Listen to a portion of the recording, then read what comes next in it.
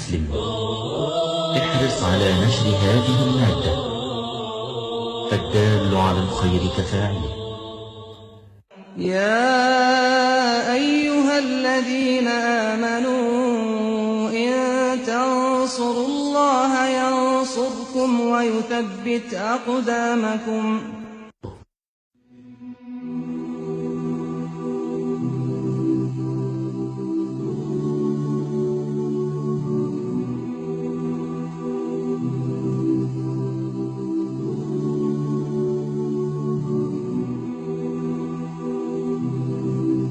Méditons un instant sur la création d'Allah Tabarak wa Ta'ala. Mon frère, ma sœur, imagine qu'un jour tu te retrouves face à un tableau magnifique. Tu t'arrêteras sûrement devant celui-ci, tu l'observeras, tu demanderas qui est-ce qui l'a dessiné. C'est sûr et certain, tu vas te dire qui est-ce qui l'a dessiné, ce magnifique tableau, et tu t'en souviendras longtemps. S'il en est ainsi des tableaux qu'ont dessiné les êtres humains, qu'en est-il des magnifiques tableaux qu'Allah Tabarak wa Ta'ala a créés et qu'il a disposé partout autour de nous? Pourquoi ne pas s'arrêter et méditer sur ces impressionnants tableaux qu'Allah Tabarak wa Ta'ala a créés? Sachez mes frères et sœurs qu'à tout moment où vous observerez la création d'Allah et que vous méditerez dessus, vous vous rendrez compte qu'à chaque fois vous vous retrouvez face à une chose d'une splendeur inouïe.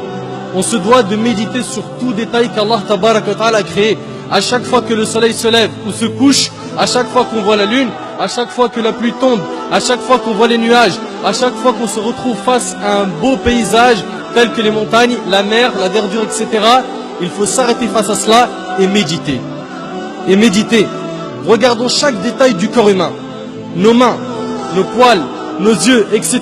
Et méditons. Chaque plante, chaque oiseau, chaque papillon, chaque feuille d'arbre. Méditons. On ne doit pas négliger cette grande adoration qui est la méditation. À chaque fois que l'on observe une invention, on peut reconnaître les qualités de son auteur à travers les détails de cette invention. Par exemple, l'inventeur de l'ordinateur était sûrement quelqu'un de très intelligent. Les constructeurs des pyramides étaient sûrement des gens forts. L'auteur d'un joli tableau est sûrement un artiste très doué, etc. Qu'en est-il du créateur de cet univers?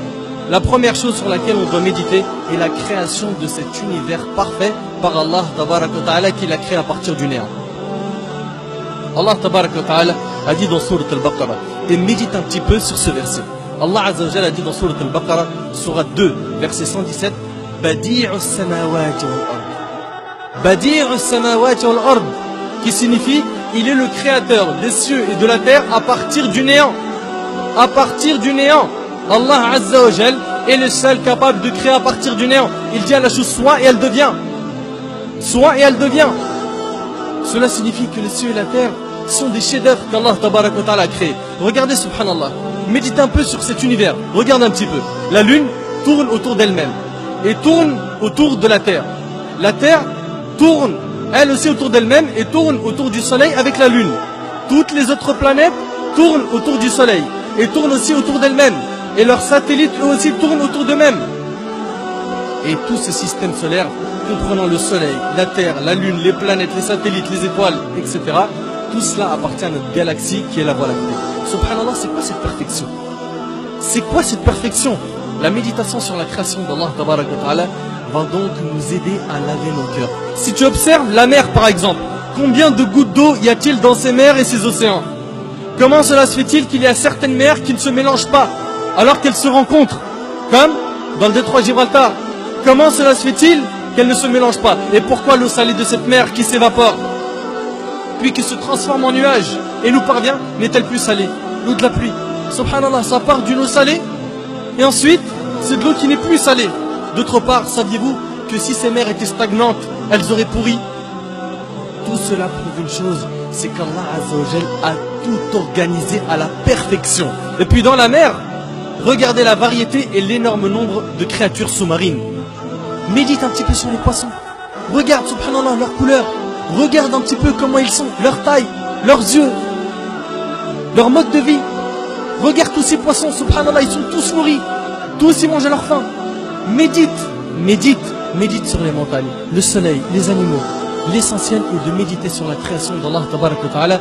Abu Sulaiman, rahimahullah, a dit, habituez vos yeux aux larmes et vos cœurs à la méditation. Habituez vos yeux aux larmes et recours à la méditation. Mes frères et sœurs, je sais que cette adoration était ignorée par un grand nombre parmi nous. Faisons-la revivre afin d'améliorer notre relation avec Allah Tabaraka wa Ta'ala. Et je termine en demandant à Allah Azza wa Jal de faire de nous des pieux qui réfléchissent et qui méditent sur la création d'Allah Azza wa Jal.